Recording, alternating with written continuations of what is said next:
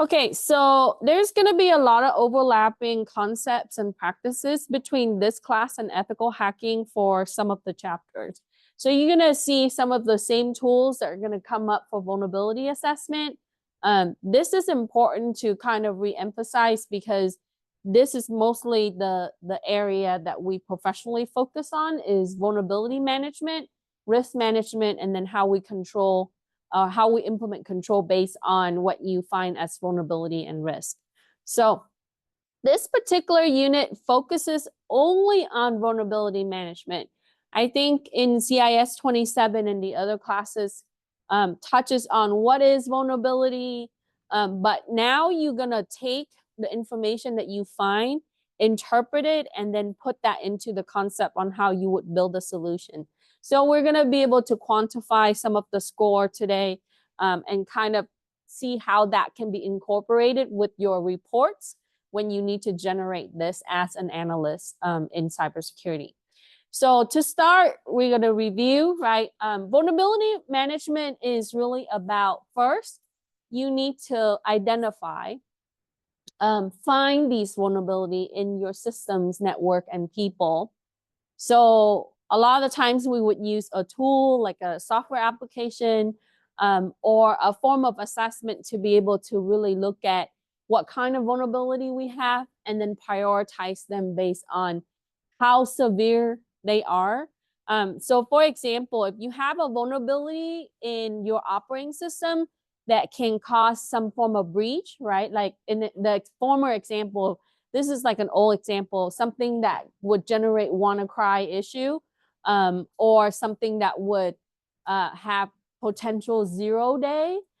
So what you would need to do is you would need to prioritize and rank them. So the first step is to find them. The second step is to prioritize them. And then the third step is to remediate. So that's more of a general term. So what we should do is we should first look at how we can remove them, right? If you cannot remove them, see how you can close the gap by fixing or patching some of the issues. So a lot of the vulnerability is going to come from only a few areas. Computer system is going to either be hardware or software or firmware, right? So those three areas we're going to look at. And then you also have the user human aspect on top of that.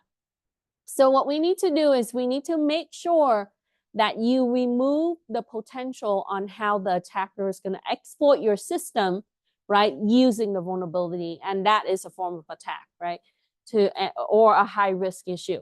So what you need to do is first, right, this is why cybersecurity is governed by IT.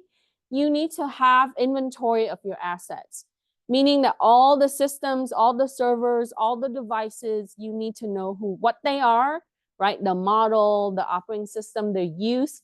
And that's going to help you determine the vulnerability of those assets. So a good tool, right? This is going to come in a little bit, but I want to show you. This is a common tool that you see. It is a proprietary tool, but you can definitely get the essential versions to use as practice. So Tenable Nessus is the application.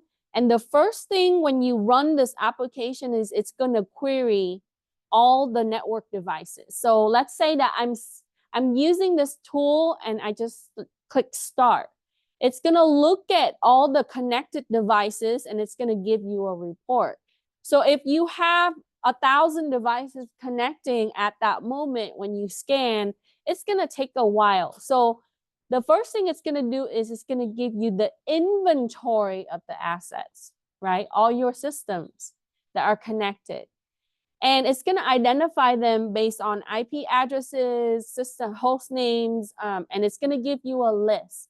Then after that, it's going to assess those systems and it's going to tell you perhaps there is weak passwords or operating system flaws, and it gives you the vulnerabilities of those systems. So a tool like this would be useful. So I recommend you fill out the form, download the Nessus application, practice using it. I did have a lab like maybe a couple years ago for this particular class using Nessus, but I found that it's not feasible for me to achieve the lab within the 2 hours, because what happens is it's going to scan everybody on the student network and it just takes so long to respond. So ideally, if you want to practice with this, put it on a small network, like a home network or a test network with your virtual machine. And what it's going to do is it's going to give you the list. And so you know what it looks like, and it's going to give you the flaws on those devices or those systems.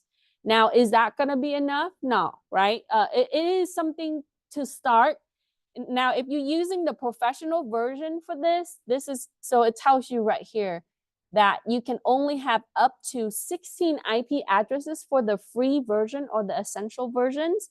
So when you fill out this form, they're going to authorize you to a license to use the lightweight version of the vulnerability scanner known as Nessus.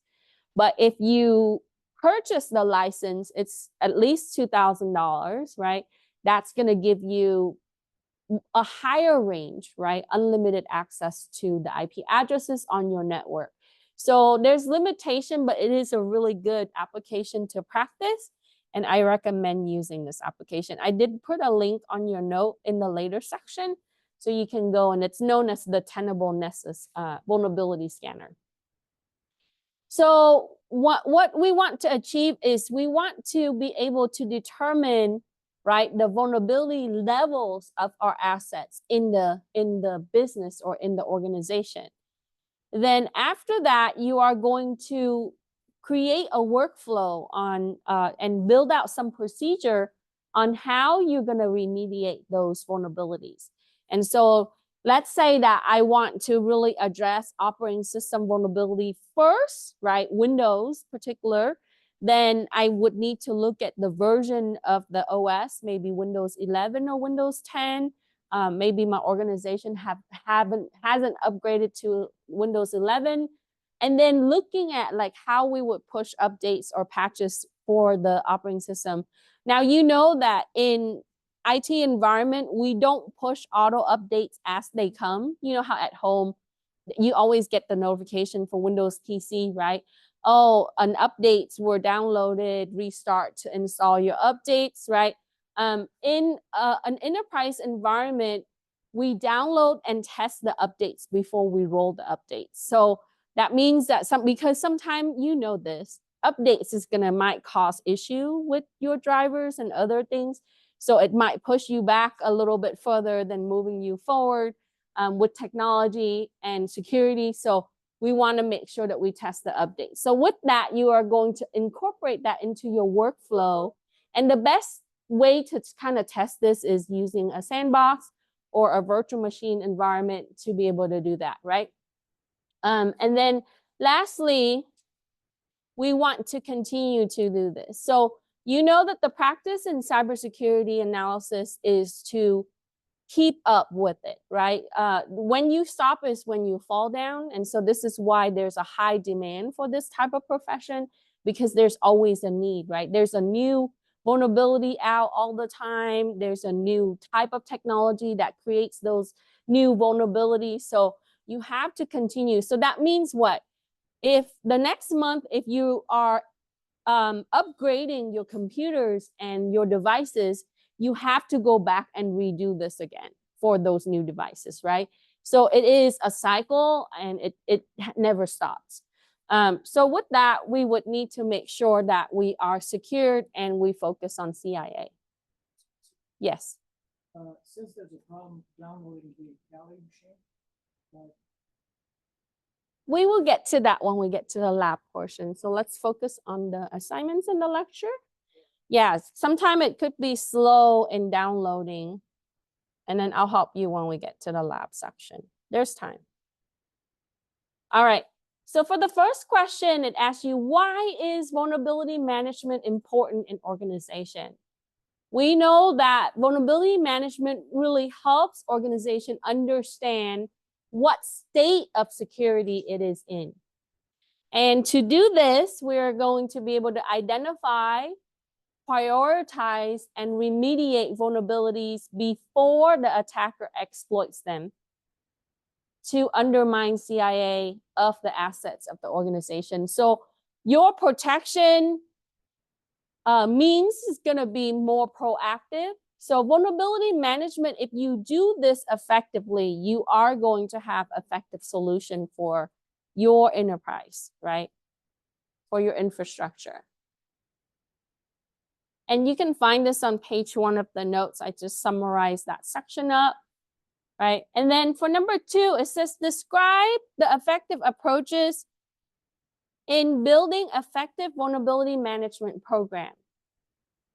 And so we want to first, right, scan assets for vulnerability, and we want to do this periodically. Some organization will do this as frequent as every few months. Other organization would do it maybe a couple times a year to fulfill the requirement for compliance. And it really depends on the resources, okay? That means that we gotta make sure that we have people to be able to manage this time, right? And then your system, when you scan, a lot of the times we understand that when you scan, that requires processing power and then network bandwidth also. So you don't normally scan during the height of operation. That means that if you're the most busy at 5 p.m., you don't scan then. Okay, we want to make sure that we schedule. So this is why we don't do it on the daily basis. This is why we do it periodically. And you can do this weekly, monthly, depending on the need and the growth or the changes in the organization. Then we want to define a workflow and use it regularly to remediate those vulnerabilities. So once you find the vulnerabilities, you rank them and you would address them based on the high priority, and that gets adapted into the workflow and your processes. Third, we want to continually, right, perform asset management and making sure to provide the current state of the security for the enterprise. So we want to secure by continuing to do this over time. And every time you do that, you document, right? You want to make sure, is it the same type of information that you find comparing to the last time that you performed vulnerability assessment? And that can have various scopes. Sometimes that you would assess a particular area of your network or the entire network. As I mentioned earlier, we don't do the scan regularly because it just takes up a lot of the bandwidth. So we want to make sure that we choose the appropriate time, and then you can do it in section. So I can work on, right, some of the critical system area when it is not most used. And I can schedule the time for that, and then I would move to a different scope. I would expand my scope into maybe another segment of the network. So you need to do it in stages. We can't just do it in one sitting. Just keep in mind that even if you have a very large team to be able to handle that, it's just not efficient for operation if you perform scan on the entire network all day long, right? It's just not feasible. So we want to maybe span that out into multiple days, and then multiple block up times and so on. Any question regarding vulnerability management program? So when you get to the management level, you're gonna have to, approve the workflow and then write up the actual documentation on how you plan out your vulnerability management and so on, to make sure that you're compliant. And then sometimes you have to get certified that you have completed certain things to be able to be compliant based on the regulations, right? And then also following industry standards. So we're gonna answer 3, and I'm gonna come back to 3 and 4 concept when we look at the notes. So for number 3, it says, which standard and regulation require vulnerability management? If you look, right, there might be requirements in some, right, compliance body, but not all, okay? Like HIPAA, they require certain things, but maybe not vulnerability management. So for payment card industry data standard, security standard, your PCI DSS, this requires vulnerability scanning 4 times a year. So for companies that provide point of sale systems, right? Or like banking type of system like ATM. So your financial institution, when they use Visa, MasterCard, American Express, debit cards, those type of things, right, goes back to PCI DSS. Now, if I have a business and I process transaction, do I have to do this? No. If you contract this out to Square or some kind of company that handle your payments, they are the ones that needs to fulfill this, because the transaction and the information, all of that needs to be secured on their end, on their server and their database.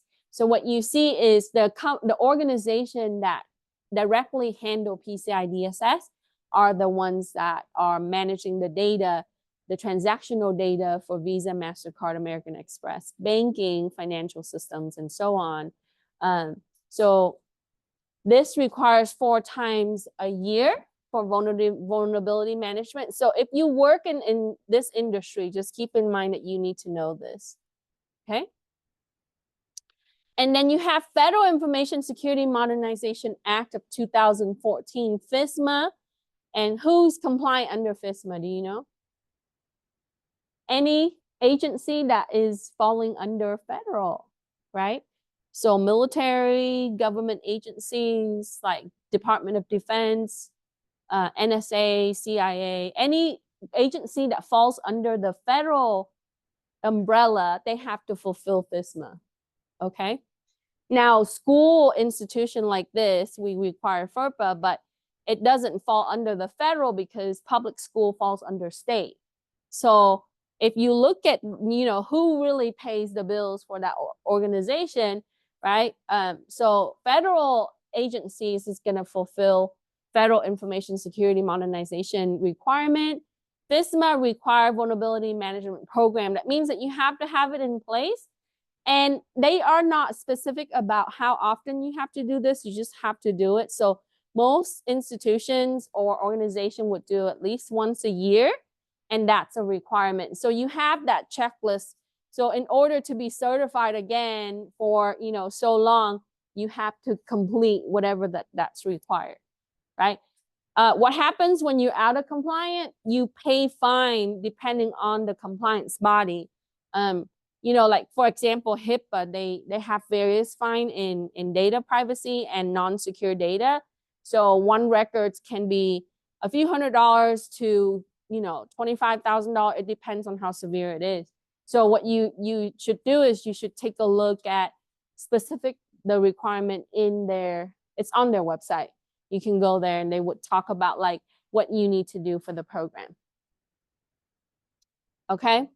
And then we'll answer 4, and then I'll come back to 5. It says, based on FISMA requirement, how should vulnerability assessment be implemented in the federal agency? So your information system and hosted applications. So if you put it on AWS, Azure, or a third-party cloud, you're still required to fulfill compliant for vulnerability. Now, when you do cloud is basically we rent servers, right? In another organization, we pay for the service. And some cloud packages would require you to, let's say that I want to pay for a cheaper cloud package, then I manage all of my systems, right? I would have an internal IT and cybersecurity team to be able to do that. You can also pay for hosted services that you only are required to manage 50% of it. That means that they are going to overlook some of the security area, but you need to make sure you look at the contract because, right, and this goes to insurance and everybody else, there's liability that needs to be looked at. So before you sign the cloud contract, you have to make sure that legal team or an advisor look at it, because in the case that if you are out of compliance and you get fined, who's going to be responsible for that? And in the case of breach and other issues, so you have to really look at like the fine print, who's liable for what, right, based on the cloud contract. So your information system, you're responsible for, and the hosted application, whether it's locally or it's through cloud, they are required to be scanned for vulnerability and making sure that your platforms, right, and your software and everything else, all your configuration doesn't have flaws, okay? That's a FISMA compliant requirement, okay? Any question? Now, can they contract this out to a company? All the time. If you ever look for jobs in the Department of Defense, you're gonna see that there are companies that directly contracted with, you know, different agency to handle IT and cybersecurity and all of that. So when you work under that company, you have to have clearance because you're accessing, right, the internal agency information system, okay? And you saw this when you watch Snowden, the movie, right? He contracted with some of the largest national contractor that works directly with the Department of Defense and NSA. So, you know, you might not be directly working under NSA. You might be working for Raytheon or Northrop Grumman or General Dynamics. There are many different organizations that directly deal with military bases and also government and Department of Defense to be able to, and then with that, you have to also, you know, govern this area in security for vulnerability assessment. Question. And then also it depends on which military branch for contracts too, right? Northrop is usually with the Navy and then, and so on. So, all right, so before we answer 5, I'm gonna swing back to the notes. So here I gave you some of the general compliant body that you need to know. I'm sure that you're familiar with HIPAA, right? HIPAA. This is for Health Insurance and Portability Accountability Act. So this is for healthcare providers, insurance company, or any organizations that maintain health records, including colleges like this. So you know how you have to have vaccination when you come to school, to public school, right? That's a form of health records. If you have on-site nurses and doctors or physicians or some kind of practitioner that provides like mental health or healthcare, those type of records needs to be protected. So in the case that if you might have like regular company that maintaining some health data, they are required to fulfill HIPAA. But HIPAA doesn't require vulnerability scanning. But if you read their documentation or on their website, they recommend that you do, right? But when you're managing risk, you still have to do vulnerability management, but there's no specific requirement in vulnerability scanning, but you should. For GLBA, this is for financial system and financial records. This goes into investment company, banking, and they also don't require vulnerability scanning, but it's recommended, right? And then for SOX, Sarbanes-Oxley Act, you might have seen this before. This is for any company that is on the exchange market. So if they have stock, right, on the market for exchange for people to buy shares and so on, right, they are required to do reporting just to SEC only for the protection of the investor for reporting. So SOX require that there is a test of control. So that means that anything that you implement, like if you implement firewall, encryption, you have to show that those things are tested. And you can look at like how, you know, usually it's most of the time it's at least once a year or twice a year. But, you know, so any financial reporting or financial data systems that needs to make sure that there's some form of test of control. Okay. And then we talked about PCI DSS already and also FISMA, and there's additional information about FISMA there. Okay. Okay. So this is a matrix that you would see on how we would be able to put down CIA, and then you would rank, right, the vulnerability based on what you have found. And then this kind of define like high is this, it's severe, right? You want to address all the high areas first. Now, a lot of the management system like SIEM, the SIEM, they are really good in incorporating things like this in analysis for you already. So you just need to make sure that you take the information and you interpret it and be able to build out some solution on how you would fix the problem. Okay. All right. So where do I go to really get this information? What if a year from now you start working and you just forgot everything that I told you in class and you lost all your notes and your laptop, right? Where do I go? Always go back to NIST, NIST, right?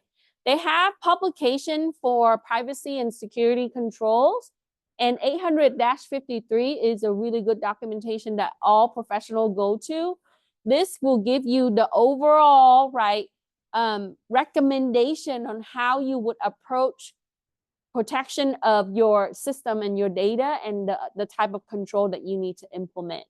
So that's going to help you be able to approach vulnerability scanning and security solutions. Okay. All right. So now let's go through. For number 5, it says, what areas are considered to identify vulnerability targets? What would be the area that you need to look for targets, right? We want to first look at data classification, right? For stored, processed, and transmitted data. So that means that we need to look at data at rest, data in motion, right? So data that's stored, maybe some archive data, could be historical data. So when you're looking at like a college like this, archive data would be like grades and maybe records of students from, I don't know, 7 years ago, or even older than that, right?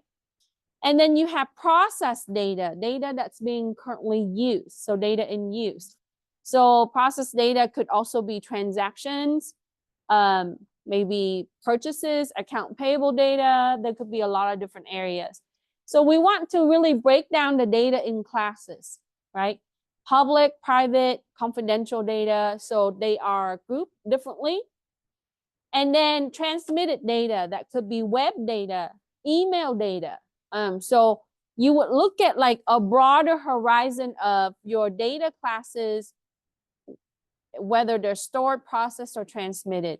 So you want to look at the vulnerability. Is my data encrypted when it's being transmitted across the web?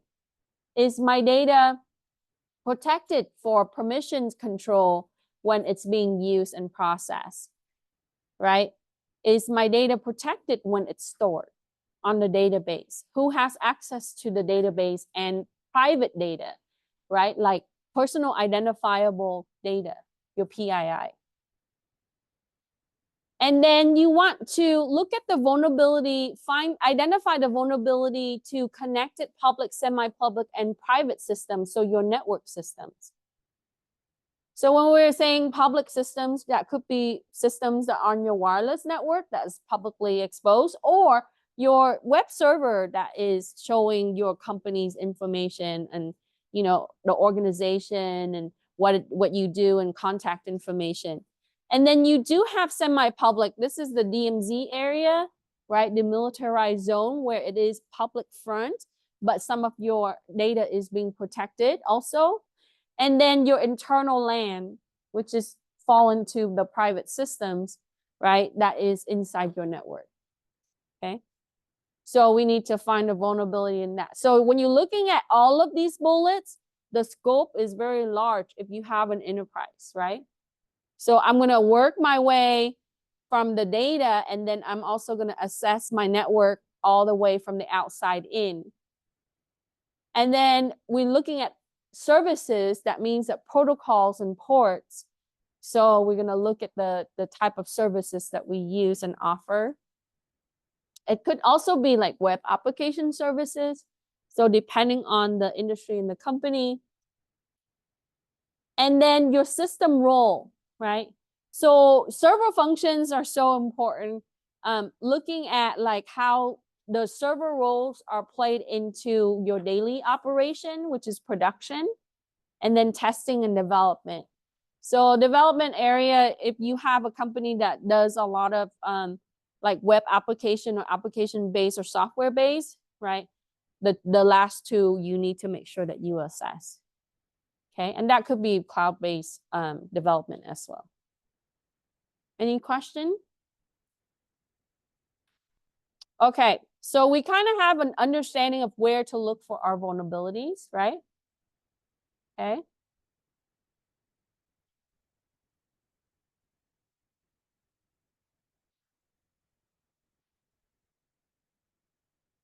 And then here's some information on NIST 800-53.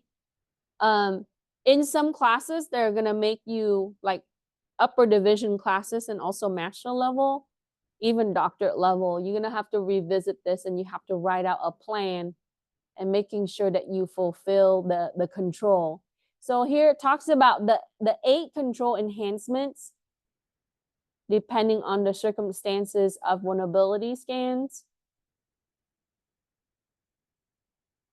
And ultimately, it's going to come back to the internal organization policy, what they require, right? Well, all companies going to fulfill based on what is least costs and also to sustain compliance with the regulation and operation, making sure everything is confidential, it has integrity and availability. So CIA for the organization. Okay, so earlier we saw the target information. You can find this on page 4. I talked about asset inventory already, right? Using Nessus is going to give you also a list of your systems that are connected. And then for frequency, how often should I scan, right? And even when you get hired as an analyst, let's say, right, a few months from now, you get a job offer because you pass your certs and you know what, you enjoy doing this stuff, you pass the interview, you get hired, right? For the job, and they tell you, okay, your job is to manage vulnerability, right? Make sure that before you start scanning the system, you get authorized permission, written permissions to do that, even though you're an internal employee. Okay, that's important. Have it on email, have it on some kind of form. That is probably best. Because sometimes, right, like even your manager tells you to do that, but if you don't have it in writing, and that can cause legal problem internally. Okay, so how often should I scan? Depending on the risk appetite. Some company wait 1 year to scan because maybe that they're able to accept higher risk based on regulatory requirements, the law, corporate policy, on the company's requirement, technical constraints like what I told you, network bandwidth, processing power, also even resources like people. And then that will be business constraint, money. Okay, that's the biggest thing, because a lot of the times, there's always a little friction between business and IT. Is because if we do what's required and if we do what's best for the technical area, it might not be good here because the cost is high. You might have to have more people. You might have to hire additional people, contract them, right? And then also you might not have the proper license. That means the software that you need, but you have to go back here and get the business people to buy the system, right? The licenses that you need. Okay, so there's always a little bit of feudal, and that's common in a lot of organizations because IT costs, but we are the operation, right? So IT and cybersecurity is the operation. Without that, right, nothing works. So Okay, so for number 6, it says what type of information is used to determine the frequency of the vulnerability scans in the organization? We talked about risk appetite, right? How much risk can you tolerate? Regulatory requirements, those are the rules, the laws, right? It could be, a lot of the time it's federal, but it all can also come back to state, right? And then internal company corporate policy. We have to determine how often we can scan based on technical availability, like our technical capability or constraints. And then business constraints, like how much money do we have? How many people do we have? What kind of software do we have? Do we have to buy new software and systems, right? That these two are gonna usually tie together. And then licensing limitations. So earlier, if I'm using Nessus Essential, I can only scan 16 IP at a time, right? So if my network is very large, I'm limited to that free license. And also, you guys got to be careful about using open source free software for commercial use, right? So in the case where if you have a corporate, let's say that I work for a company that is corporate or even enterprise level, and can you use open source software? A lot of the licenses they are free to use, but when you using that software to monetize, you have to ask them for permission, right? Or you have to have some kind of contribution like donation and things like that. For educational purposes, training, stuff like that, you can, but in the case where you're using something like Nessus Essential, make sure you read their license agreement, right? It will tell you that, oh, you can use it for this scope and you would use it for this particular focus.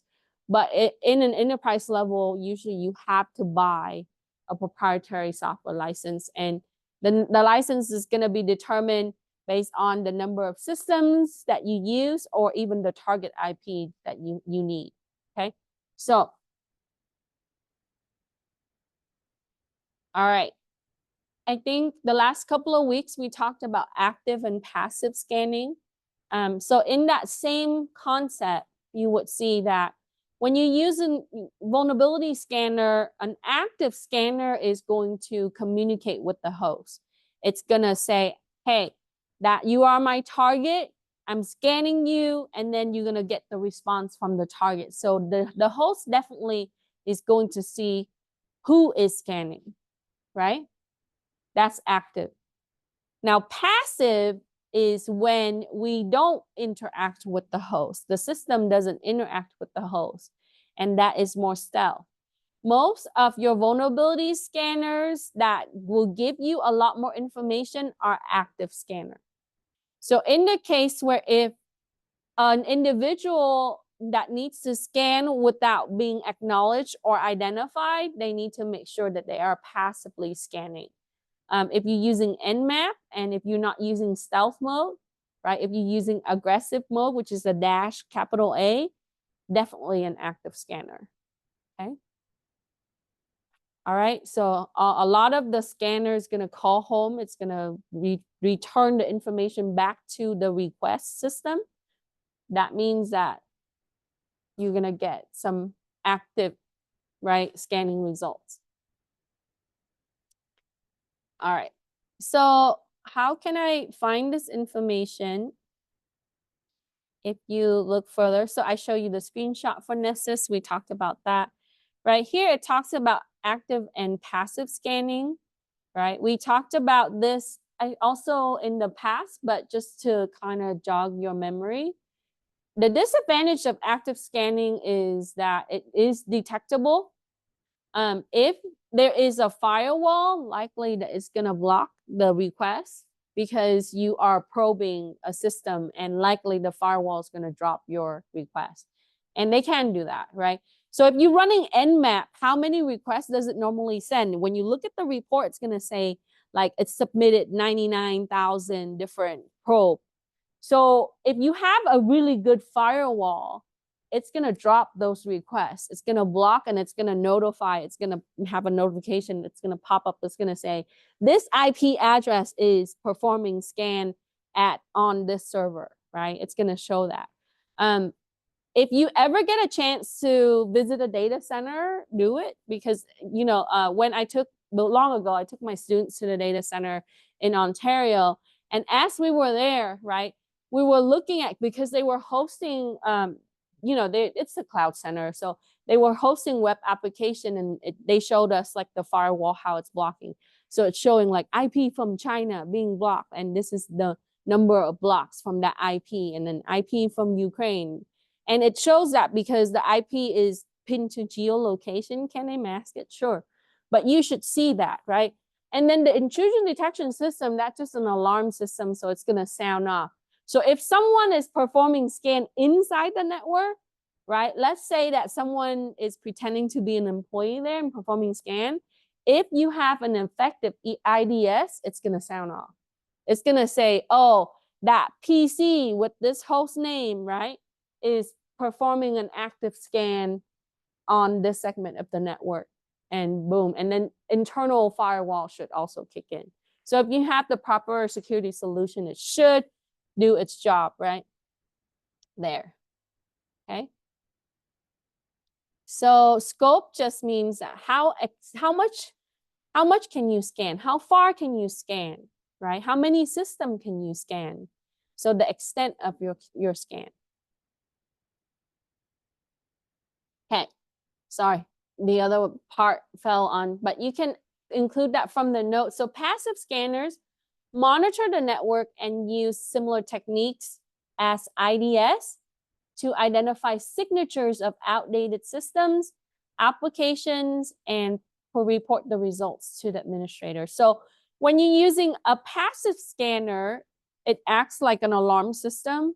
It's going to look at, right, the systems that are connected, but if they are outdated system, like operating system is not in the current version, application doesn't have the updated patches. So how does it do that, right? It's comparing that to Git repository and also like, OS version tracker and so on, and also some CVEs. So these softwares are built with like CVEs information. So if it finds that, it's going to track that and give you the common vulnerability details, and so you can go and research it and see how you can fix the problem.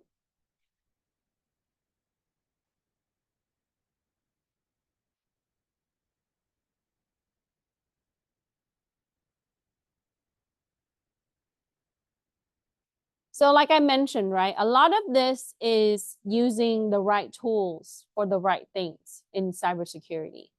So if you need to know, like, when should I use this tool to scan, right? And then once you scan, that's not just enough, because performing a scan result is no good if you don't interpret it, right? Take that information and do something with it. Yes, anyone can run the software, but what makes a really good analyst is how you apply the information that you receive from the scan and be able to improve your security, right? That's what's needed from an analyst. Okay, let's move 7 down to the next page completely so I can show the rest. Okay, 8.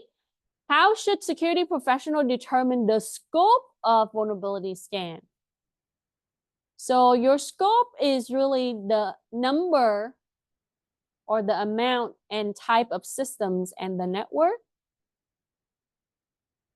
And also the system measurement and the tests that can be performed. So let's say that I still want to use a certain tool like Nmap to scan the vulnerability. But instead of doing all the default 99,000 probes that it normally does, I can use the option in the command to only probe maybe 10 times, right? Or 50 times. So you can control your scope, right? Depending on the target and you know, the requirement of your vulnerability assessment. Okay, because what if you don't have enough bandwidth to particularly perform the many probes on that particular target, right? It's a very busy interactive server, right? When you probe, yeah, you still want to probe while it's working at some point to see how it handle, right? Like a form of probe, but you don't want to excessively probing it, okay? It's kind of like you want to test a car while it's driving, but at the same time, you don't want to like just wreck the car while it's driving, right? We want to protect our investment. We want to test it and determine what's, you know, what's the flaw in it, but at the same time, we don't want to destroy it. Okay, so make sure that we have some kind of scope in mind. Okay, what is the extent of your scan? And then 9, it says, in a comprehensive vulnerability management program, why is a variety of scan perspective used? So when you have a variety of scan perspective, this is going to give you results from different location of the network. This is going to tell you a bigger picture, or it's going to draw you a bigger picture of the inside and the outside. Okay. We don't want to just scan one area of the network. We want to scan different segment of the network, right? Possibly on the DMZ, and then also the private network, and then maybe also coming in from the outside, like the public getting through the firewall. We can probe through the firewall and see. This is going to give you who are the potential actors or the potential threats from outside and inside. Okay. Remember what we talked about, internal threats are the harder ones to find and, you know, to stop. So it's always a good idea to look at your internal protected network and then also external network, right? That's public facing. That's externally coming in, right? Any question?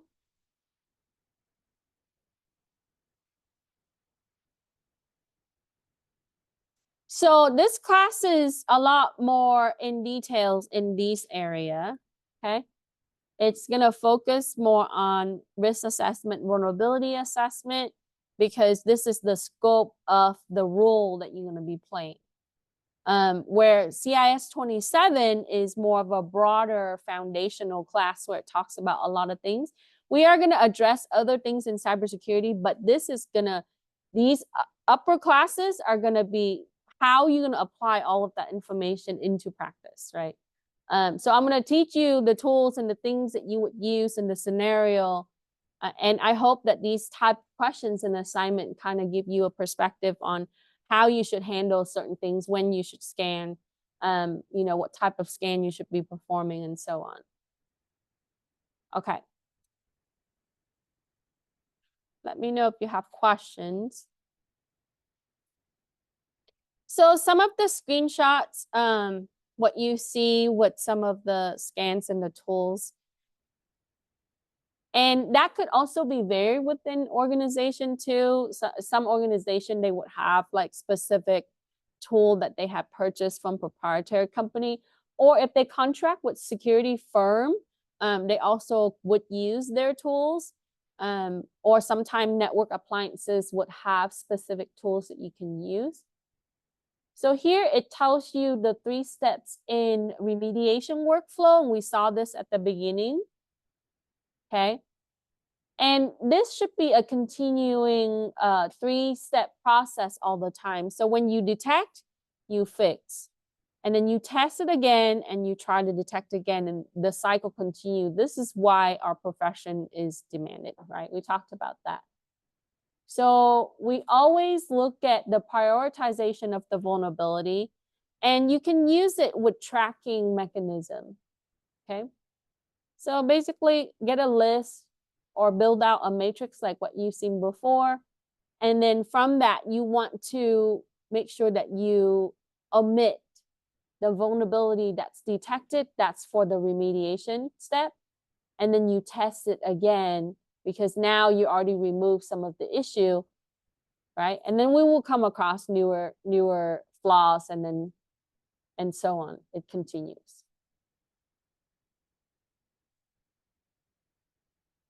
So the difference between these two, the ongoing compared to continuous, this is rotational, right? That means that, let's say that I do it every month on the last Sunday of the month, that's ongoing, right? Continuous scanning is that we would do this live, or we would, have it constantly monitor and check for changes in vulnerability. This often is for enterprise scale where they are able to accommodate the resource requirement. And then, if you want to like schedule or just to fulfill the requirement for regulations, you usually do the ongoing scanning. Okay. So for 10, it says, what type of maintenance is needed for vulnerability scanner software? You need to make sure that they update, okay?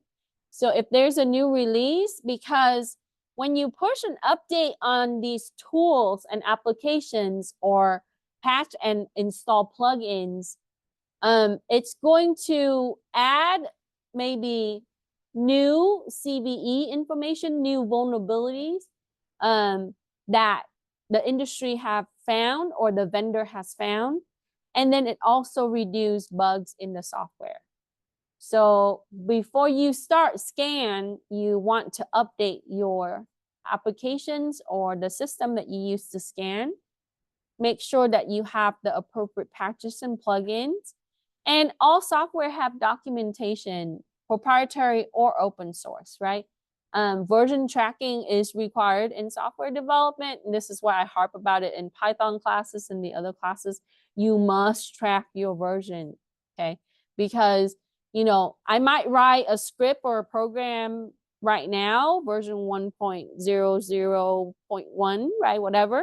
And then maybe down the line, I would edit or change and add new features and additional vulnerability information. Then I would have to have the next version. So we want to update. And then I talk about ongoing scan. This is scheduled monthly. So if you schedule a type of scan, that's going to be ongoing. Okay. Whereas continuous, that will be like live monitoring. How is vulnerability report used in remediation? So the output of all of this is the report. That's how you get paid, okay? So as an analyst, if you don't have a report, then what are you doing, right? So if you are contracted, if you are a consultant, you have to provide a report because that's like, this is when you're going to get your check. Okay.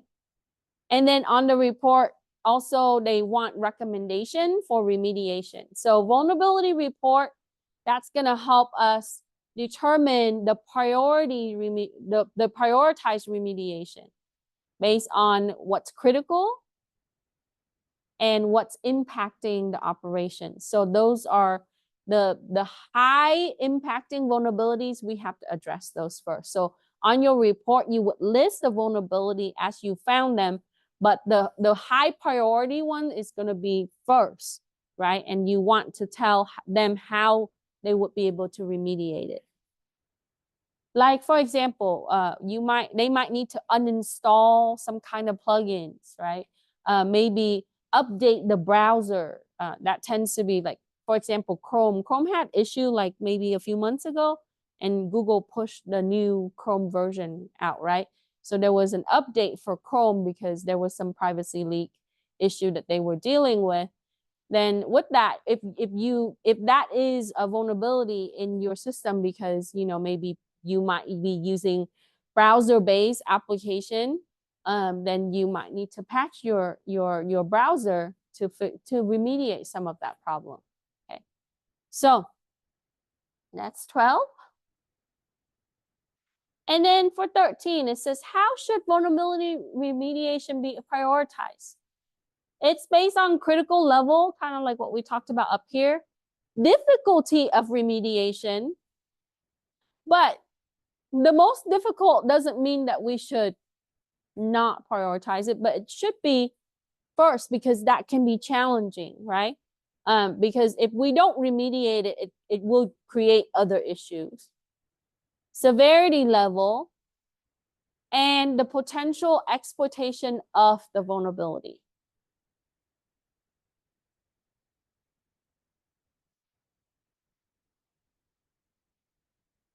So how critical is it to operation? How difficult is it to fix?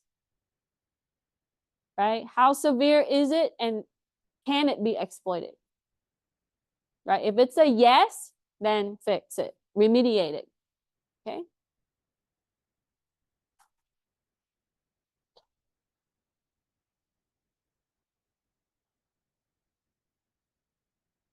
Any question?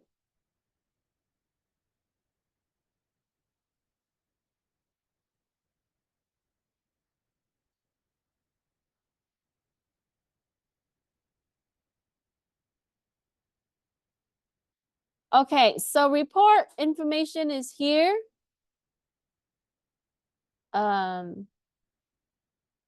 Prioritization in remediation.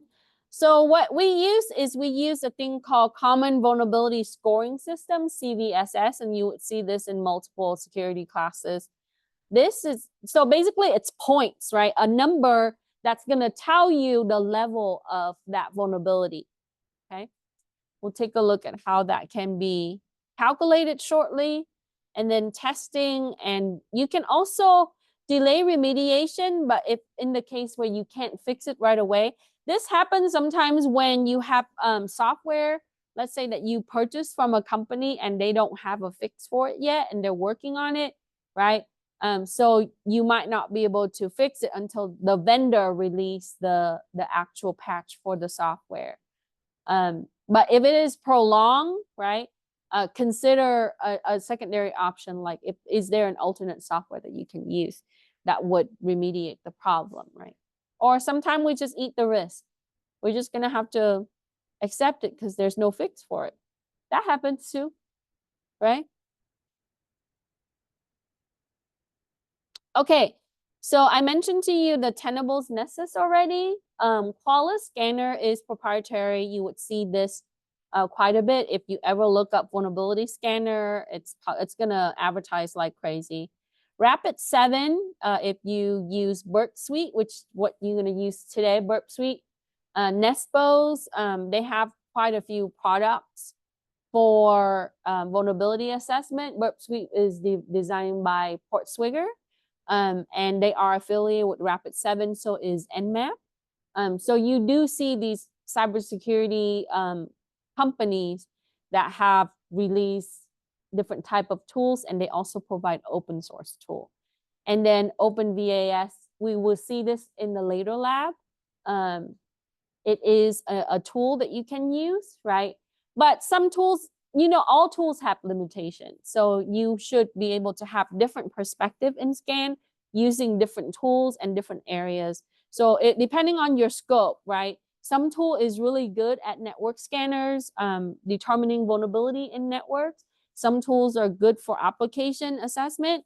So you need to kind of know like different flavor in or different type of tools and when you should use them, and then what kind of weaknesses and strength in those tools. So in cybersecurity, I recommend having a set of tools that you go to.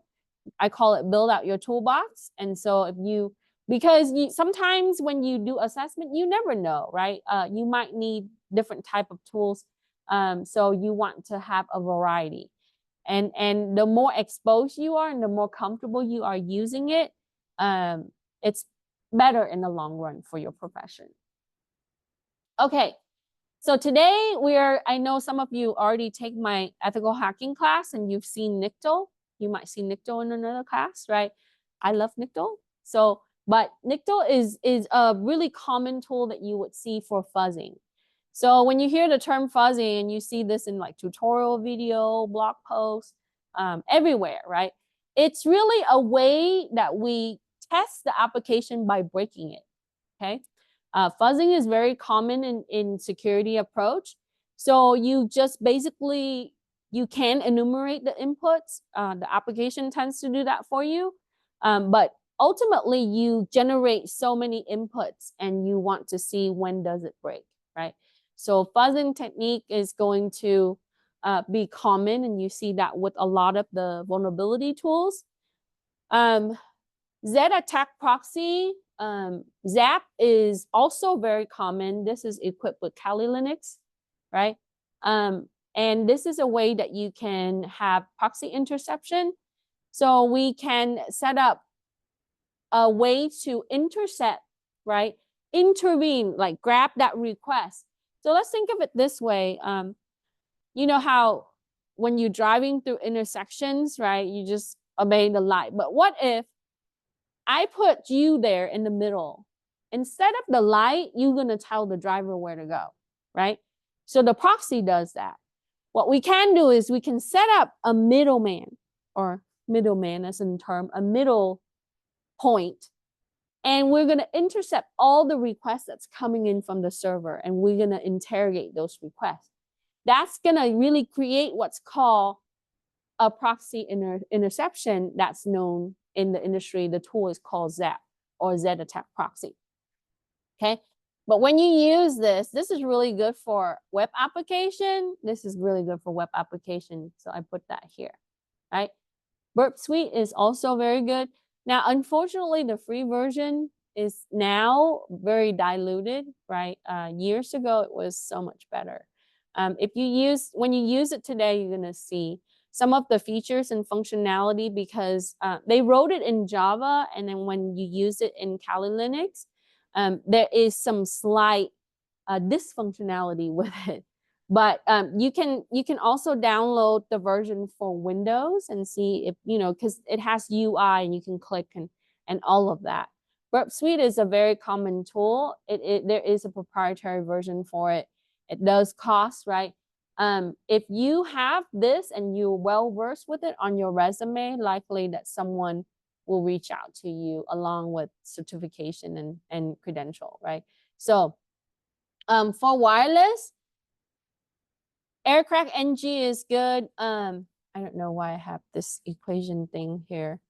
I just put the link for Reaver here. Sometime the website can be blocked in some network, right? So I will re-upload the notes pages for you. But if you search for Reaver vulnerability assessment tool, you will find it, Reaver information. And then on their page, it shows you how you can install it. A lot of these tools are Linux equipped, right? It's made for Linux. So like Kali or another release, so you can, you can run it, test it in a virtual machine. Hashcat, I use Hashcat in ethical hacking class. I think there is a lab with Hashcat down the line. So, but Aircrack NG is for wireless. That's a really good tool if you want to assess wireless network. It also has the capability for Bluetooth, okay? But there are other tools that does that too, but Aircrack NG is the go-to. And that's part of Metasploit, I think, packaged in Linux, in Kali Linux. Any question? Okay. So for 14, it says, in web app vulnerability assessment, what technique is used? We would use fuzzing, right? And you already know that fuzzing is a way that we would generate input to break the application to find its vulnerability. What type of tools are used for web application and wireless vulnerability assessment? For web app, you can use NIKTO, N-I-K-T-O. But you're not limited to that. There are others. I'm going to move 14 down to the next page so we can see. And then you can also see all of these from the notes. We just looked at that. Burp Suite, wireless assessment. you can refer to Aircraft NG, Reaver, and Hashcat. But there are others. I think Kane also does wireless and Bluetooth now. Not just like brute forcing or dictionary attack password. There are others. So in Kali Linux, you can click on the menu options and it will give you the category of the tools in different areas that you can use. So you can find like web app and so on. So in the next chapter, it touches on analysis, right? The analysis piece of your vulnerability management. So we would use metrics to analyze the type of vulnerability we have on our system and the network. And the metrics would include vector, attack complexity, how complex is it, the privileges, user interaction, integrity, availability, and scope. Okay. So these are measurement areas that we look at when we're analyzing the vulnerability of the application, the system, or the network. How they can get in and attack, how complex is the attack, what kind of privileges, do I need to be an admin or root, can I be just a regular user, a mid user, a power user, a sudo, right? And then user interaction.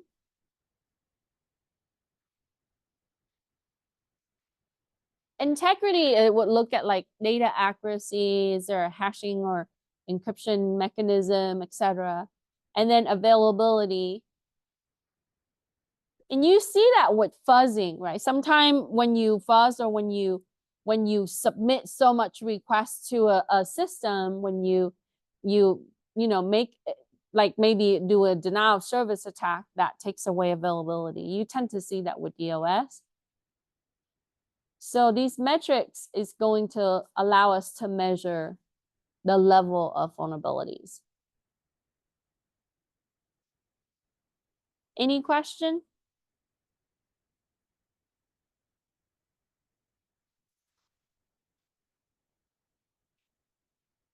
Almost done. We just have like a few more to go. And then break, and then lab. Okay, so before we do the score calculation, you can refer back to the notes for that section.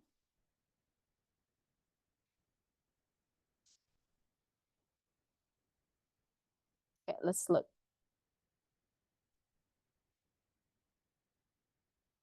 So here, I give you a screenshot of what it looks like, right? You might have a physical, and then, you know, someone has to be able to manually or physically touch the device, and then you have a score.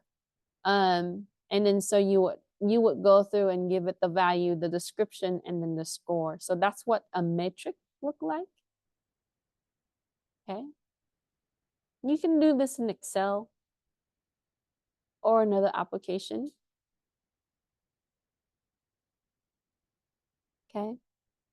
And then if you're looking at attack complexity matrix, it's going to look kind of like this, similar to the last one. But you would have like a more qualification in level, high, low, medium. And then we would look at like the exploitability. How difficult is it to exploit or attack? And then the privileges. Now, this is just a one type of format that is referred to the text that I was using, but you don't have to use it this way. If you look online, there are templates from different resources, even NIST, that would give you, you know, metrics that you can also use. But this is just an example. Okay. So these are some of the matrix example.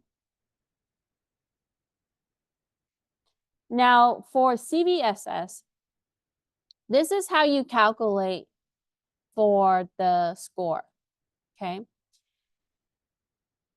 When you're calculating, you're looking at the exploitability, the capability in that exploit, the impact, and the function score.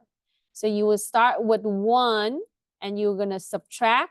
So the way I remember this is anytime that you have confidentiality, integrity, and availability, you're always going to take 1 and you're going to subtract it because it is always a decimal point, right? So earlier you saw that it might be like 0.2. So you would take 1 whole number, subtract that decimal number 0.2. Okay. So all CIA, you're always gonna take 1 and subtract it. After you do that, each one of them, you're gonna multiply them together and subtract 1 from that. Okay, so take 1, subtract the multiplication, the product of this. And I put a link for the calculator that you can use. So if your scope is not changed, this is a constant number that you have to use, 6.42, right? And when you go to the website, they explain like how they derive that number. And then if your scope is changed, this is a constant that you have to use, right? Some of my students are like, why do I have to remember that number? This is just the number that the industry use, right? It's a constant. So you take your ISS, which you calculate here, and you're going to multiply it by the value that represent whether your scope change or not. So not change, change, okay? And then in the change, you also have to subtract from the ISS score. So it is a little bit more complex depending on the type of change. We're going to do an exercise so it will make sense a little bit better. Then you are going to determine your exploitable subscore. This is a constant that you have to multiply your attack vector. How complex is it? Privilege required and interaction. Remember those things, the matrix that you put down? The value from those matrix needs to multiply it by 8.22. So in cybersecurity, the math that we use the most is going to be statistic and really basic algebra, right? Unless you work with encryption algorithm, you might need a little bit more complex math, but most of the time, right, there's not like super advanced math that you have to remember. Equation like this, just like subtraction, multiplication, and then stat, right? You have to determine statistic like median. You might have to do some prediction for analysis. So that type of skills is important. Remember that when you have impact level 0, your base score is always 0. Okay? All right, let's do the next one together. Okay, so number 17, given the following score, determine the impact subscore for vulnerability interpretations. So you have the score for confidentiality as 0.65, that's like 65%. Integrity is 35%. Let me lower it. Maybe that's better because it's clear. And then availability is 0 points, 0.00. So to calculate your ISS, you would start with the 1, and we're going to put the confidentiality value, right?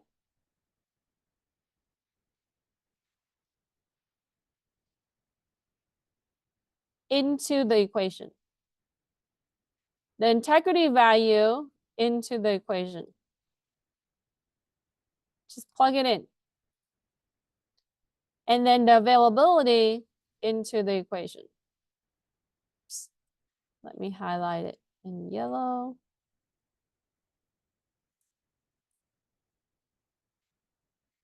Okay? That's really simple. That's it. So we're given these values, and then we're going to plug them in. So I have 0.65. I'm going to plug that in. So 1 subtract 0.65, I'm going to get 0.35. Then I have the integrity, it's scored at 0.35. I'm going to plug that in. So where did these values come from, right? Depending, a lot of the times from your SIEM, your management system, that's going to give you the overall analysis and determine based on the CIA objective, it's going to provide that. And then availability is 0. So we plug those things in. We do the subtraction first. Why is that? Because it's inside the parentheses. We learned this from like intermediate algebra or even earlier, right? So 1 subtract 0.65 is going to give you 0.35. And then the integrity is going to be 0.35. So 1 subtract that's going to give you 0.65. And then I have 0 for availability. So that's a 1, right? So once I have the result from the subtractions, I'm going to multiply them together. So 0.35 times 0.65 times 1. And you can just use your scientific calculator, right? I can open up the calculator. Sorry. Type cal in here. And then you can just use your basic, calculator form. Or you can go to the scientific one and then you can plug in the numbers. Okay. So once I have the result from the subtraction, right, I multiply them together and then I subtract it from 1. Okay. I would have to take 1 and subtract the product of those 3 multiplied together. That gives me 0.7725. That is your ISS, your score, your subscore, impact subscore. That's what they're called, ISS, your impact subscore. So once you find the impact subscore, you're going to have to find the impact score. Okay, so we find the impact subscore from using the equation. Then we're going to take that subscore to determine the actual impact score. Okay, now this one we don't have changes in scope, so we're going to use the constant 6.42 and multiply it to the result that we got from the previous question. So I would take 6.42 times 0.07725. That's what I got from the last question. And my impact score is 4.96. Okay. We will need to know this for exam and quiz. It's a very easy equation to remember. Remember CIA, take 1, subtract from it, multiply them together, subtract the product from 1, and you get the subscore. Take the subscore, multiply it by the constant, unchanged 6.42, and change, I think it's 7.25, something like that, and multiply them together, and you would have the impact score. Okay. Now, first step, second step. Now we're going to calculate the exploitability level. Okay. So for 19, it says calculate the exploitability score given the following information. Your attack vector is 0.80. That's kind of high. Attack complexity score is 0.77. Privileges required score is 0.80. And user interaction score is 0.075. I should put a 0 in front of this so it's not confusing anyone. So the equation I put here for you, exploitability subscore, and you can refer to the notes to find the equation. You are going to take 8.22 and you're going to multiply it by the attack vector, which is here. And then we're going to multiply it by the attack complexity, which is here. Multiply it by the privilege required, which is the next one, and the user interaction, which is this. So ultimately, you need these values, okay? These 4 values, and you would take them, multiply them together, and multiply them by the constant, which is 8.22. This is just a fixed value that you have to multiply by, which is what I show right here as I type that out. And my exploitability score is 3.04.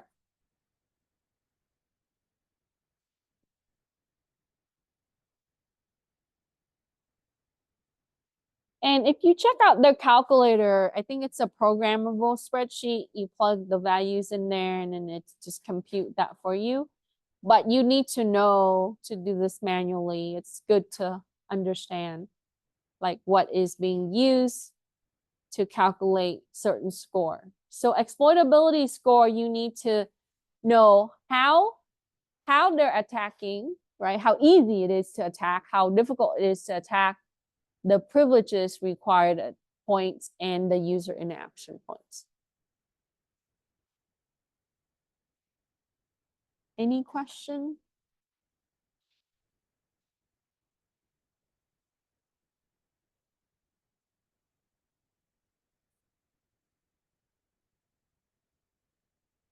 I think if I'm correct, Mitre also have like a whole page, and they do an example of like a scenario, and then they compute all of this to quantify. So when you're doing this, you're quantifying your score level for vulnerabilities, right? And how they impact.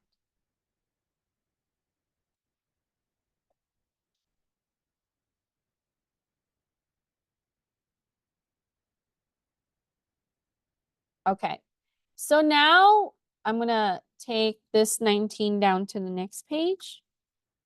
So now once we have the exploitable score, we are going to calculate the actual CVSS score. You see multiple steps to get there, right? So once we have the result from 18 and 19, we're gonna add them together. And if it's 8 to 10, that's high. So we don't just rank them randomly, right? We rank them because we calculate them, and if they fall into that range, then it becomes high. So you would take the result from number 18, which is 4.96, right? And you would take the exploitable score, the impact score plus the exploitable score. I'm going to type the equation again. CVSS score. You would take impact score, and you're going to add it with exploitable score.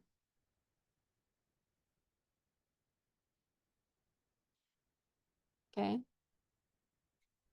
Should put an equal here.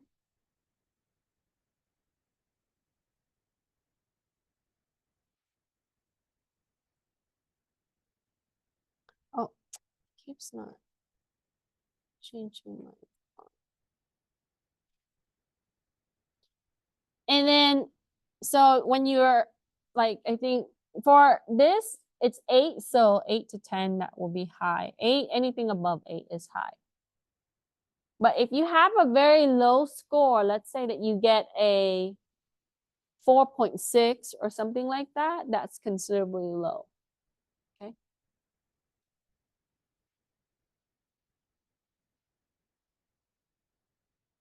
So that means that that vulnerability needs to be prioritized. It's high ranking.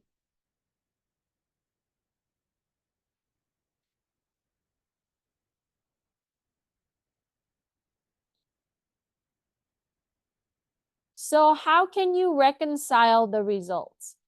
Where do you go, right? You would look at resources like logs, seam log entries, configuration management system. And this is going to allow you to do cross correlation for that particular existing vulnerability. So even when you compute this, right, you have to cross check your fact. This is facts that you found and compute. Then you are going to reference, right, the events and the logs and the configuration information. So if you have a configuration management system, it's going to also illustrate things that are correlated to this, and that you basically do facts check there. Okay.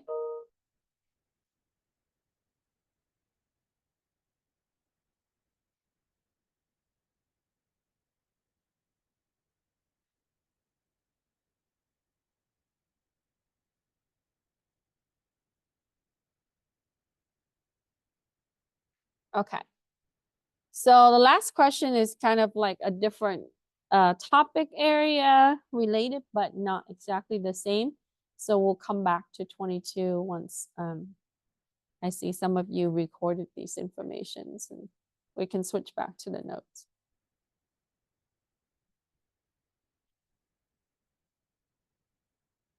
So as you can see, right, when you're looking at like an analyst position, that's going to also require you to have knowledge in pen testing.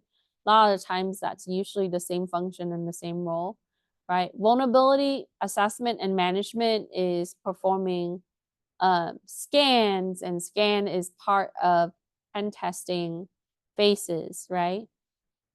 So when you're doing risk assessment, it requires you to identify your vulnerability and assess your vulnerability as well.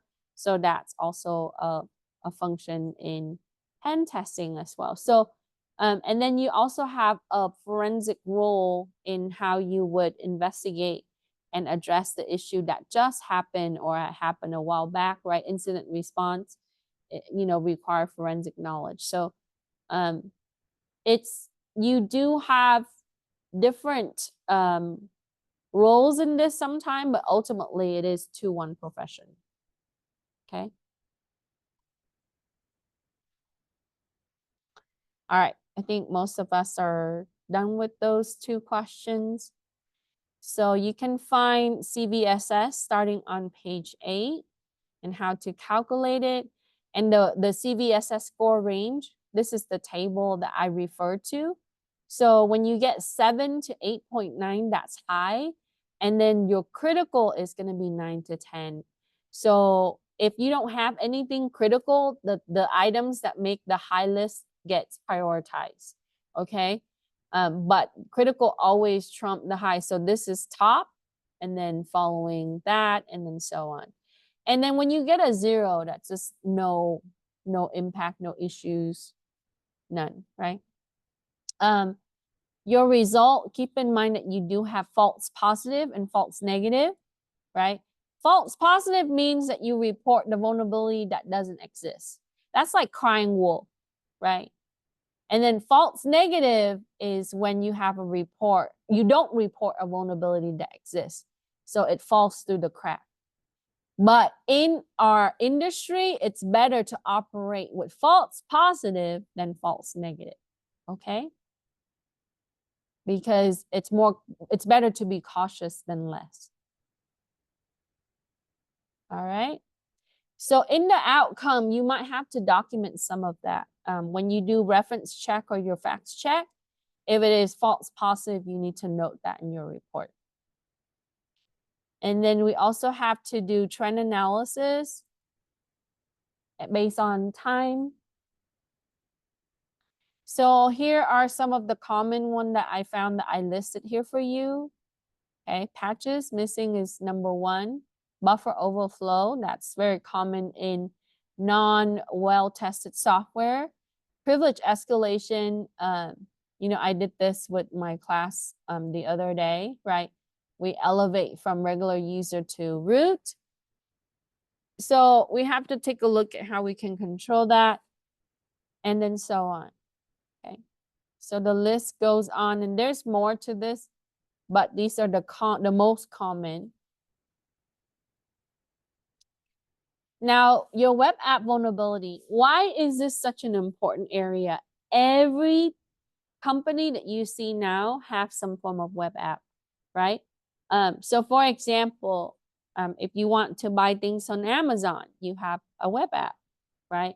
I go to PetSmart, they tell me, oh, you have to log into our PetSmart app to get our coupons or whatever. Oh, you go to Walmart or Target, you can order pickup, right? You Instacart, everybody uses web app basically, okay? Because it is an effective way to really understand your consumer group, right? And target specific things to your consumer. But what does it mean in the security perspective? So if your web app is weak, you will have injection. You will have cross-site scripting, right? And cross-site scripting is noted as XSS, but there are different areas in cross-site scripting. You have persistent, which is a store attack code on the server. So they would put the source code onto the server, and that's where it's going to be deployed from. And then you got reflected, which is using from an interaction with the web app where the user would send the attack, right? And often that this would be your common consumer, not the attacker. So they would perform additional form of attack in order to do cross-site scripting.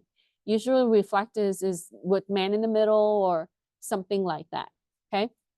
And then you have DOM-based attack. We'll come back to this when we do phishing and some of that with the database maintained with the user's web browser. So in my ethical hacking class, right, I spent a little bit of time to expand on this a lot more. But when you look at this, you would see that, yeah, potentially you have a lot of different vectors that you would see for web app attack. Okay. Now, session hijack is simply acquiring the sign key or using cookies. So they can poison the cookies to redirect the actual user and then take over, because your cookie, what does a cookie store? Do you know? So in a session, let's say that I log into https bankofamerica.com. I log into my phone app website, right? And I'm checking my account. I'm looking at transfer, blah, blah, blah. I'm looking at deposit. Did I get paid today? What's stored on my cookie? Not just the history of the website. What happened? Does it store anything about the time that I use, what I'm using? Your session ID. Okay. Now so if depending on the development of the actual app, right? Some cookies store session ID, but if they're able to acquire the sign key for that session, because it is encrypted, right? HTTPS, when you're using SSL TOS, it uses encryption, and encryption requires key, okay? All web-based or internet-based encryption, a lot of the times it is a shared key. That means that there is a matching key to the provided system. So when that happens, all they have to do is either capture the key to unlock. And so cookies can be stored, right? And also be retrieved. This is why, like, I think most of the time now they use cookie for marketing purposes, but cookies can store so much more private information than you know, right? Like the browsing sessions that you go to, different websites, how long you're on that website. So they can, depending on how they build that, okay? So with that, you have potential in session validation and session control, which is a hijack session, right? So ultimately, that's going to help us get a little, but we're going to come back and talk a little bit more about some of these forms of attack in a later chapter. So what can be done to prevent a session hijack? Encrypt your network sessions. And then do better design in the web app development. In my opinion, there are components in security that you have to consider when you're building out your web application to make sure that this doesn't happen. But this is only one form of attack though. In web application, you saw a list of different things that can potentially be jeopardized. So, okay.